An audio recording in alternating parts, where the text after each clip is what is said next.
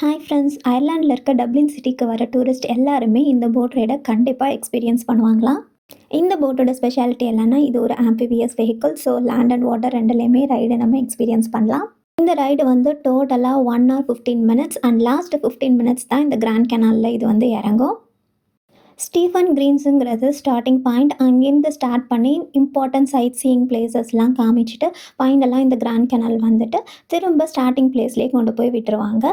இதுக்கு வந்து நம்ம ஆன்லைனில் புக் பண்ணணும். அடல்ட்டுக்கு பார்த்தீங்கன்னா 35 euros and childrens under 3 not allowed.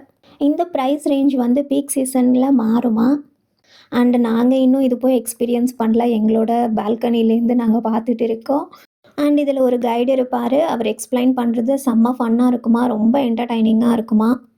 Actually எங்களுக்கே கேட்கும், மைக்கில் பேசிகிட்டே போவாங்க, எல்லாரும் சத்தமாக சிரிப்பாங்க. அண்ட் உங்களுக்கு வீடியோவில் தெரியுதான்னு தெரில, எல்லாரும் தலையில் வந்து ஒரு க்ரௌன் மாதிரி வச்சுருப்பாங்க.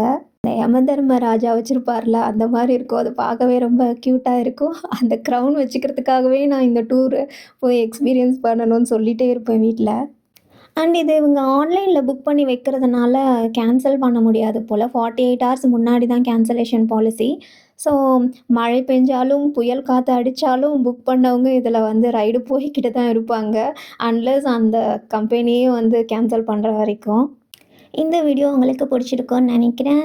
லைக் பண்ணுங்கள், கமெண்ட் பண்ணுங்கள். அயர்லாண்ட் பற்றி இன்னும் நிறைய இன்ஃபர்மேஷன்ஸ் தெரிஞ்சுக்க நம்மளோட சேனலை சப்ஸ்கிரைப் பண்ணிடுங்க. நெக்ஸ்ட் ஒரு வீடியோவில் பார்க்கலாம். Tata, bye bye.